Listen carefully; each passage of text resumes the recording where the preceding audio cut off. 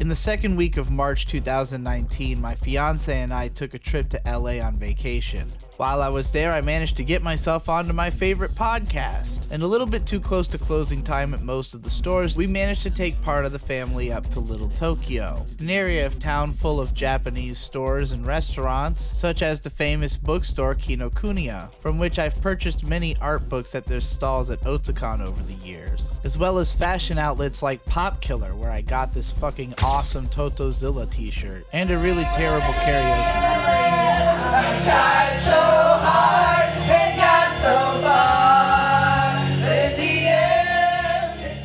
By the time we left, there were rats all over the area, but it was otherwise a pretty nice place. Anyways, we had less than half an hour inside of Kinokuniya, and were desperately searching for a Shintaro Kago art book, not being able to read his name in Japanese. But my fiancée May was also scoping out for any Precure art books. I had purchased the Heartcatch Precure art book at Kinokuniya a few years back, being as I'm a huge fan of the character designer. May, who's recently been deep diving the entire Precure franchise, has just recently completed the first 2 seasons, and was excited to find an art book centered around that series. So we picked that up on the way through our little Tokyo adventure. Once we got home and she started flipping through the art book, she was excited to find out about other shows that this character designer had worked on before Precure at Toei Animation, and thus became curious about a show called The Crayon Kingdom of Dreams. Immediately, I was excited to see my fiancé exhibiting the same kind of otaku behavior that I have always been prone to, as somebody who has long been curious about watching Ojamajo Doremi because it has the same character designer as Heartcatch Precure and appears in the art book that I have. But when I saw this show, a late 90s sort of magical girl looking show that I'd never heard of, I immediately started regaling her with the story of how I came upon a show called Goldfish Warning, which I've only seen a couple episodes of, but I really enjoyed what I'd seen. The reason that I knew about Goldfish Warning is that a lot of the core staff of that show went to work on Sailor Moon almost immediately afterwards. And a huge chunk of the people who worked on Sailor Moon would then go on to make Revolutionary Girl Utena. Now, I'm very fond of finding the connections between different artists who've worked on the same shows multiple times, because a lot of the time when I look at a variety of shows that I've enjoyed, they tend to share a lot of the same staff members. I've explored this kind of stuff heavily in videos like Akiyuki Shinbo in the 90s and 2000s, tracing the lineage of Cowboy Bebop, and way back on my friend Ghost Lightning's blog, helping him to create the Revolutionary Girl Utena Diaspora. Ghost Lightning was very fascinated by finding moments in anime which paid direct visual homage to moments from other anime, only to turn out to share a lot of the same core staff. And he had realized a connection between various Ikuhara works because of the fact that there was imagery from Die Buster that reflected imagery from Revolutionary Girl Utena, which he had just watched, and then came to realize that Ikuhara had indeed storyboarded episode 2 of Die Buster. And so I immediately set to scouting through everyone who had worked on Utena's Anime News Network encyclopedia entry, and I just categorized everything into this gigantic chart where anytime 2 people related to this show had appeared on the same show together, I made note of it, so that you could see any place where any of this creative talent had overlapped and what that had generated when those 2 personalities were on the same project together. Now, the 2 big names that were at the heart of this chart were Junichi Sato and Kunihiko Ikuhara. Junichi Sato was the director on Goldfish Warning. I believe Ikuhara was an episode director. Going into Sailor Moon, Ikuhara stepped up and did even more episode direction, eventually becoming the head director of the series in its later seasons. However, Ikuhara eventually left the project with a bunch of staff members from it to go form Papas in order to make a much more experimental show that would allow them to really go deep with the more adult themes that they were trying to explore with Sailor Moon. And thus they made Revolutionary Girl Utena. Now, at the time, I had made the connection that Junichi Sato would come back in 2004 and create Princess Tutu, which is often compared to Revolutionary Girl Utena in how both of them kind of subvert elements of the Mahou Shoujo genre and use its iconography to tell a darker, more compelling adult story than what would be typical of it, with a lot more attention to visual presentation and a sort of air of class about them.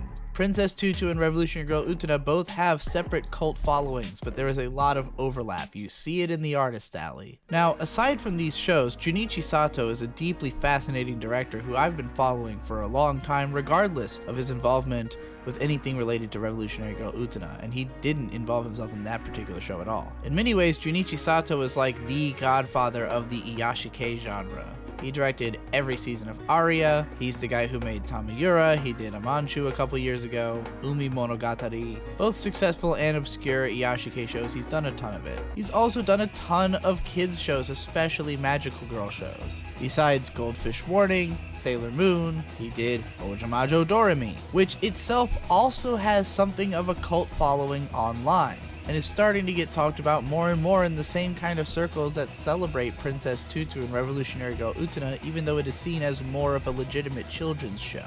He also directed Fushigi Boshi no Futako Hime, which is the most adorable fucking thing that was ever created. The most just over-the-top, cutesy magical girl show that I think I've ever seen. But he's also done like action shows. He directed M3. He's been all over the place. I mean, the guy is an industry veteran, so it's not too much of a surprise that I haven't investigated every single show he's ever made, especially when it's not as though all of them are necessarily my favorites. I do like a lot of his catalog, but for instance, I wasn't super into Kaleido Star, and even that could be said to have its own cult following.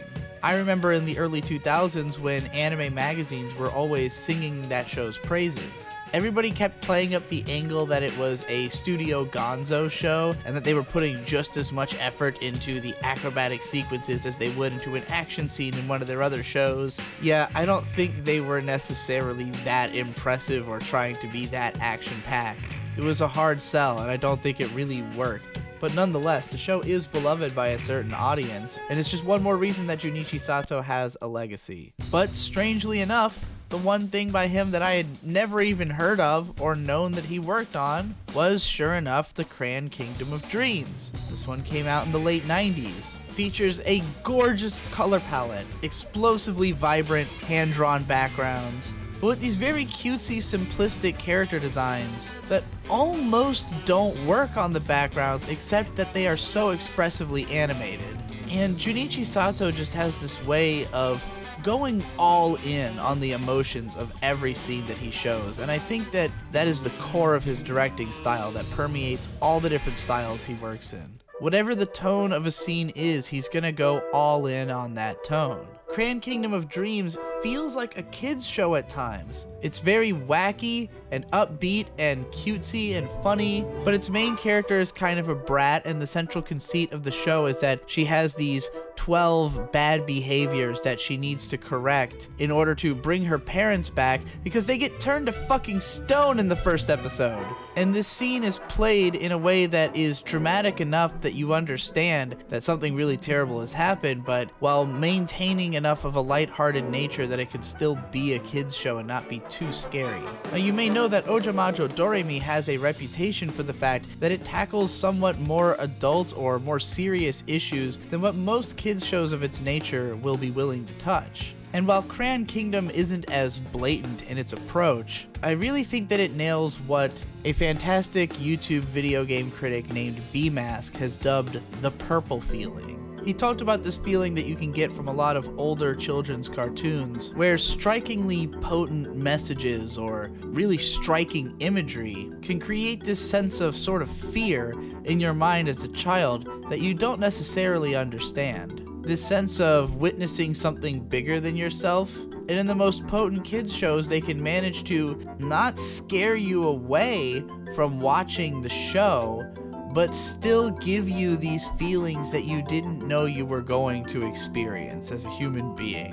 When you're watching this cute little show about a pink-haired girl in a magical kingdom, and then the prince shows up and she's blushing, thinking about how she's going to try to confess to this beautiful prince who looks just like her parents, who she loves so much, and then he turns them to stone before her very eyes on her birthday. And you have this sinking feeling that things don't generally go this girl's way in this show, that she is, going to be punished for being a brat and is really going to have to learn and grow as a person in order to succeed in this world where there are dire consequences for, continuing to be the way that she is. You start to think, wow, that's kind of serious, even though on a moment-to-moment level, the show is still being pretty lighthearted and fun. And so, of course, after we watched a couple of episodes of this, my fiance says to me, well, this show is 70 episodes long, and only 48 of them have actually been subtitled. Hopefully, if you talk about this in a video, more people will want to watch it, and maybe somebody will come and subtitle the rest of it. But in the meantime, what if we go just watch Ojamajo Doremi? It's been on both of our plan to watch lists for a long time.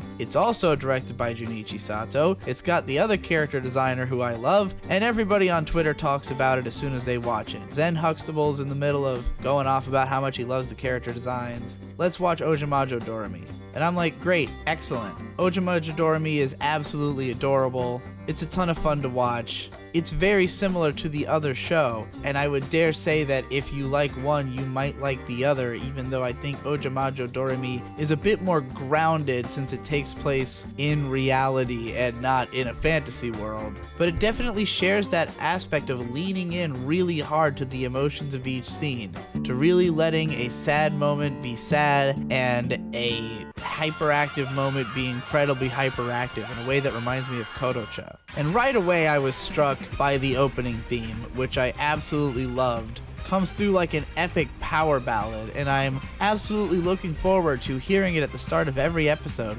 memorizing all of the lyrics, and eventually performing it at karaoke somewhere amidst other anime fans. Because one of the great things about being an otaku is that it's not about how late you join the bandwagon. It's about eventually getting there and sharing something with other people like you that only you've taken the time to understand.